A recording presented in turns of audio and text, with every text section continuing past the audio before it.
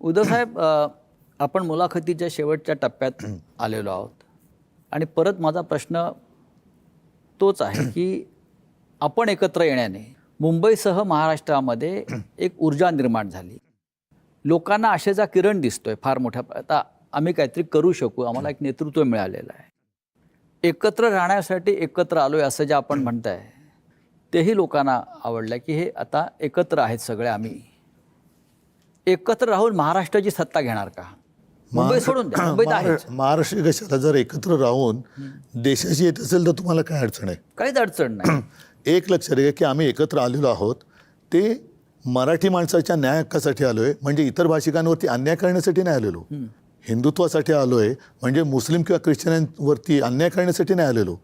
जेव्हा आम्ही परत परत सांगतो मुंबई महापालिका आमच्या ताब्यात 25 वर्ष मुंबईकरण दिली, त्या मुंबईकरांमध्ये मराठी तर आहेतच, पण मुस्लिम पण आहेत, ख्रिश्चन पण आहेत, काही प्रमाणात गुजराती पण आहेत, उत्तर भारतीय आहेत आणि या सगळ्यांना आम्ही सारख्या सुविधा दिलेल्या आहेत.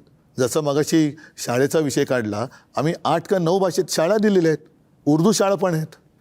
आणि कोरोनामध्ये सर्व धर्मियांना आम्ही सारखे उपचार केले. मी साधी गोष्ट सांगतो, या सगळ्या याच्यामध्ये हे 2009-10चं वगैरे असेल आंदोलन. कसं आहे, जसं प्रत्येक राज्यामधला हिंदू हा तसा वेगवेगळा आहे, कारण वेगवेगळ्या ठिकाणचं राज्यातलं कल्चर वेगळं आहे, तसा प्रत्येक राज्यातला मुसलमान देखील वेगळा आहे. आता महाराष्ट्रामधला राहणारा जो मुसलमान आहे, वर्षानुवर्ष अनेक पिढ्या राहणारा, तो मराठी मुसलमान आहे, मराठी भाषिक आहे, मराठी भाषिक आणि मराठी मुसलमान आहे तो. म्हणजे याच्यावरती आंदोलन झालं होतं त्यावेळेला. त्या हज कमिटीचं ऑफिस आहे ना तिकडे, की तिकडेच्या सगळ्या त्या हज कमिटीच्या ह्याच्यावरती युपी बिहार आणि इकडच्या सगळ्या लोकांचं तिकडे ते वर्चस्व होतं आणि महाराष्ट्रातल्या मराठी मुसलमानांना हजला जाऊ देत नव्हते. त्यावेळेला केलेलं आंदोलन आहे माझ्या पक्षाने. महाराष्ट्रामधले मुसलमान जे आहेत, असंख्य मुसलमान आहेत. अरे माझा हा आहे ना आमचा मामा ना, सलीम मामा आहेच की, मराठी मुसलमान आहे. काल एका नगर उमेदवाराच्या ऑफिसमध्ये मी गेलो होतो. आपले उमेदवार मुस्लिम आहेत, आपल्या इकडे मुस्लिम उमेदवार आहेत, आमदार आहेत. क्रिकेटर झहीर खान आहे ना, हो मराठी, संगमनेर. मी झहीरशी मी कित्येकदा आम्ही जेव्हा समोरासमोर येतो गप्पा मारतो त्याला मराठीतच बोलतो. मी साबीर भाई शेख होतेच ना, साबीर भाई होते आपले, खूप लोक आहेत. आता बेरामपाड्याचा हाजी हा आपला नगरसेवकच आहे. आपण धुरंधर नेते आहात. आपण महाराष्ट्राला काय आवाहन कराल यानिमित्त? की जे एक नवीन पर्व जे सुरू झालं आहे, एकत्र येण्याचं, आपल्या युतीचं, मराठी माणसाच्या एकजुटीचं, आपण महाराष्ट्राला काय आवाहन करा? महाराष्ट्राला मी हीच आवाहन म्हणजे विनंती करेन की आजपर्यंत आपण यांच्या नादी लागलो आणि आपलं आयुष्य हे बर्बाद केलं आहे. आता महाराष्ट्राने दाखवून द्यायला पाहिजे, जी देशाला दिशा दाखवणारा महाराष्ट्र आहे तो देशाला दिशा दाखवणारा महाराष्ट्र आता दिसला पाहिजे, की खरं ते खरं आणि खोटं ते खोटं. यांचं हिंदुत्व, यांचं देशप्रेम. एक लक्षात घ्या, देशभक्ती आणि भाजप भक्ती ही एक नाही आहे. मी देशभक्त आहे याचा अर्थ मी भाजप भक्त नाही आहे, आणि जो भाजप किंवा मोदी भक्त आहे तो म्हणजे देशभक्त असं नाही आहे. तर देशभक्त हा वेगळा असतो आणि तो देशावरती प्रेम करणारा असतो. तुम्ही म्हणाल त्याला मी देशभक्ती मानणार नाही, मी मोदी भक्त होऊ शकत नाही, मी भाजप भक्त होऊ शकत नाही, मी अस्सल मराठी बोलणारा हिंदू आहे, देशप्रेमी आहे, हे महाराष्ट्राने दाखवलं पाहिजे. मला असं वाटतं या दळिद्री राजकारणाला बाजूला सारून मला असं वाटतं महाराष्ट्राने एक वेगळी झेप घेणं गरजेचं आहे आज. नाही तर महाराष्ट्र जो ज्याला आपण म्हणतो की देशाला दिशा दाखवणारा महाराष्ट्र हा युपी बिहारपेक्षा खाली जाईल. महाराष्ट्राच्या जनतेने जागं राहावं एवढीच फक्त माझी इच्छा आहे. महाराष्ट्रात राहणारा मग तो म्हणजे मुस्लिम असो किंवा जैन असो किंवा मराठी, ह्या महाराष्ट्रीय ह्यांना म्हणणं खूप गरजेचं आहे. म्हणजे त्यांना त्यांच्यासाठी ही निवडणूक असली पाहिजे. ते राहत आहेत, ते आम्ही म्हणतो ना त्यांच्यासाठी झालं तर मग ना त्यांचं सगळ्यांचं एक. पण मला असं वाटतं महाराष्ट्रीय वगैरे म्हणण्यापेक्षा मराठी हाच भाग आहे. हो, मग ते मराठीच आहेत. नाही पण कसं होतं की आता डिव्हिजन होते ना, ते तुम्ही मराठीसाठीच करता. जो राहतोय आता, म्हणजे मी तर म्हणतो की बाहेर आता मुंबईची कॅपॅसिटी संपली आहे. हे इकडचे जैन पण सांगतील, इकडचे साऊथ इंडियन पण सांगतील आणि इकडचे ख्रिश्चनही सांगतील. हो, पण जैन सांगतील तर बरं वाटेल. नाही, आमचं म्हणणं एवढंच आहे की आपण सगळे आता गुण्यागोविंदाने नांदतो. जेव्हा एखादं संकट येतं ते मराठी, हिंदी, गुजराती, जैन असं म्हणून येतं का?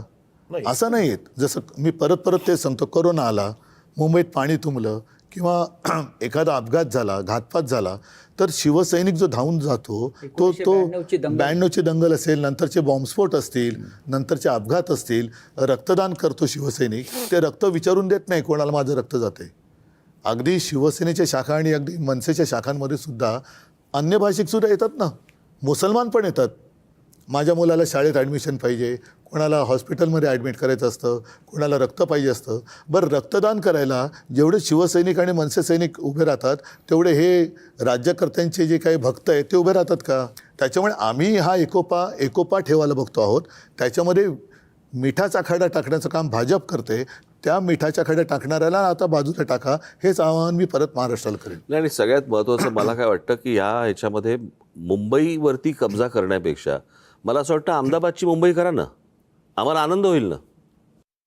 तुम्ही बडोद्याची मुंबई करा, आम्हाला आनंद होईल. तुम्ही सुरतची मुंबई करा, आम्हाला आनंद होईल ना. हेल्दी कॉम्पिटिशन असू देत ना. कशाला पहिलं आपलं संगमनेरची मुंबई करू दे की. नाही नाही, पहिला अहमदाबादचं नामांतर नाही नाही, करा. प्रश्न असा आहे ना की ह्या मुंबई आणि हा सगळा भाग राजकारणाचा म्हणून जो गुजरातला जोडण्याचा जो काही प्रयत्न सुरू आहे, याच्यापेक्षा तुमच्या राज्यामध्ये डेव्हलपमेंट करा ना. गौतम अदानीने उद्योग करू नये असा इतका दळभद्री विचार आमचा नाहीये. उद्योगपती मोठे व्हावेतच, या देशामध्ये व्हावेत. पण मग गौतम अदानीने गुजरात मोठा करावा, तिकडच्या जागा द्याव्यात, तिकडे त्याला मोठं करावं. देश खूप मोठा आहे आपला. देश खूप मोठा आहे. उद्या कसं होतंय की प्रॉब्लेम असा आहे की तुमचा ह्या सगळ्या गोष्टींवरचा जो डोळा आहे आणि ज्या प्रकारचं राजकारण आता भारतीय जनता पक्ष खेळतंय, दुर्दैवी आहे. खरं तर या गोष्टींची गरजच नाही आहे आणि हे होतंय म्हणून आम्हाला बोलावं लागतंय. आणि मग तुम्ही म्हणणार की आम्ही निवडणुकीच्या तोंडावर बोलतच नाही आहोत. हा प्लॅन आहे, तो प्लॅन तुमच्यासमोर मांडणं गरजेचं आहे म्हणून आम्ही बोलतोय.